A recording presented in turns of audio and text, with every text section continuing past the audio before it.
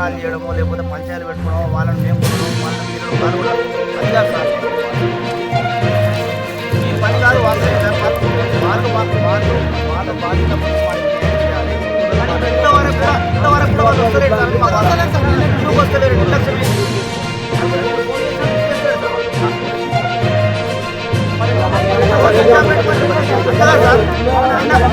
ఒక్క నిమిషం sir. Accident జరిగినప్పుడు సిఐ గారు మనకు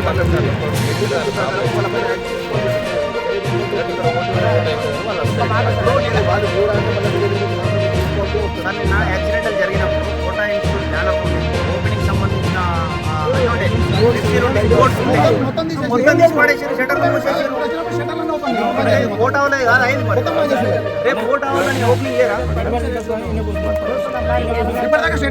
వాళ్ళు ఎవరు కూడా రాలేదు. మీరు మాట్లాడారు కాబట్టి వీళ్ళందరూ ఆడుకొస్తారు సార్. మీరు కాంట్రాక్టర్ తోటి వాళ్ళతో మాట్లాడారు 100% వీళ్ళు హాస్పిటల్కి వస్తారు.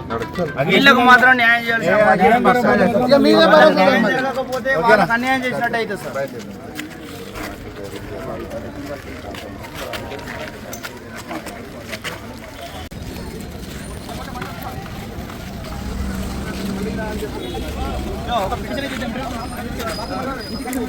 ఇన్స్టిట్యూట్ కు సంబంధించిన ఏసీ టెక్నీషియన్ ఎవరైతే ఉన్నారో మరి జేరిపోతుల అజయ్ కోడా మండలానికి సంబంధించిన కాచాపూర్ విలేజ్ సంబంధించిన జేరిపోతుల అజయ్ అనే అబ్బాయి కార్మికుడు మరి భద్రతా చర్యలు లేకుండా భద్రతా సామాగ్రిని ఆ కార్మికునికి ఇవ్వకుండా ఇక్కడున్న లయర్డ్ కంపెనీ ఏసీ యాజమాన్యం కానీ అదేవిధంగా ఇక్కడున్న కోటా ఇన్స్టిట్యూట్ కాలేజ్ సంబంధించిన యాజమాన్యం కానీ మరి నిర్లక్ష్యం వహించి ఒక దళిత కార్మికుని ప్రాణం బలి చేసిరని చెప్పేసి నేను తెలియజేస్తూ ఖచ్చితంగా ఇక్కడున్న వీళ్ళ కుటుంబానికి వీళ్ళ కుటుంబ పెద్ద దిక్కైనటువంటి మరి కార్మికుని కుటుంబానికి ఆదుకోవాలని చెప్పేసి నేను డిమాండ్ చేస్తూ ఉన్నా తెలంగాణ రాజ్యాధికార పార్టీ ద్వారా.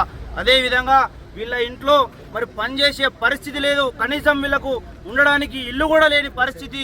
కడు పేదరికంలో బతుకుతున్న వ్యక్తులు మరి కనీసం నిన్న మధ్యాహ్నం 1కి చనిపోతే 24 గంటలు కావస్తున్నా కూడా ఇంతవరకు ఇటు కోటా యాజమాన్యం కానీ అటు లయర్డ్ కంపెనీ ఏసీ కంపెనీ వాళ్ళు కానీ స్పందించకపోవడం చాలా సిగ్గుచేటని చెప్పేసి తెలియజేస్తూ ఇప్పటికైనా స్పందించి ఈ బాధిత కుటుంబాలకు సహకరించకపోతే వాళ్లకు సహాయం చేయకపోతే నష్టపరిహారం చెల్లించకపోతే వీళ్ళ తరపున ఖచ్చితంగా కొట్లాడదామని చెప్పేసి తెలియజేస్తూ వీళ్ళ కోటా ఇన్స్టిట్యూట్ కాలేజీల ముందట ఆందోళనకు దిగుతాం. మా పార్టీ తరపున వీళ్ళ కుటుంబాలను తీసుకోవాలని చెప్పేసి నేను హెచ్చరిస్తా ఉన్నా.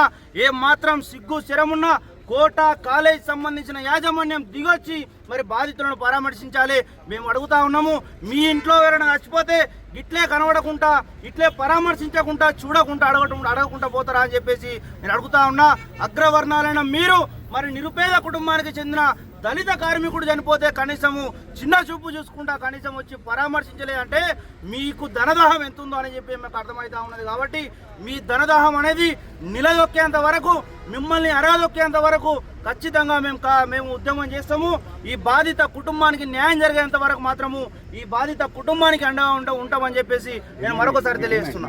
ఖచ్చితంగా బాధిత కుటుంబానికి పెద్ద దిక్కైనటువంటి మరి కార్మికుడు చనిపోయింది కాబట్టి వాళ్ళ కుటుంబానికి 1 కోటి రూపాయలు ఎక్స్గ్రేషియా అనేది ప్రకటించాలి, ఖచ్చితంగా చెల్లించాలని చెప్పేసి నేను డిమాండ్ చేస్తా ఉన్నాను.